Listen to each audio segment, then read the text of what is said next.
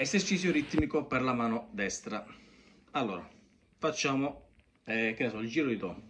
Do, La minore, Re minore, Sol o Sol settimo, quello che volete.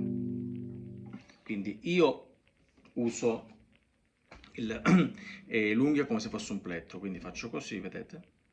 Però fate voi, potete usare il plettro, no? Quindi, questo è il giro. L'importante è andare a tempo, quindi ora facciamo ta ta ta ta ta ta ta ta, quindi giù su giù su giù su.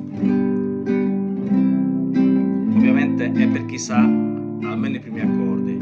Ta ta ta ta ta ta ta ta ta ta ta ta ta, ok? L'importante è andare a tempo, anche se con la mano sinistra fate, l'importante è la mano destra deve camminare sempre, ok? Perché voi immaginate qualcuno che sta cantando e si ferma il ritmo, non va bene, quindi è meglio fare il ritmo e magari così. Ok, come primo esercizio potete fare questo. Secondo esercizio, vediamo, possiamo fare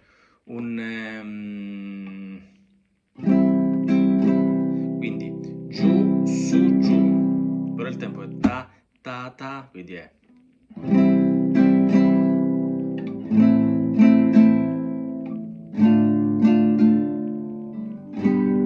Scusate, giù, giù, su, giù, su, giù, giù, su, giù, giù, su, giù, giù, su, ancora.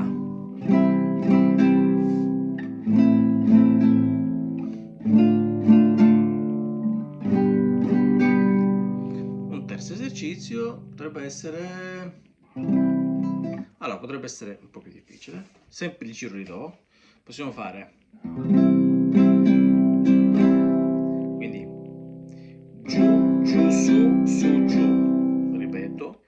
Giù, giù, su, su, giù.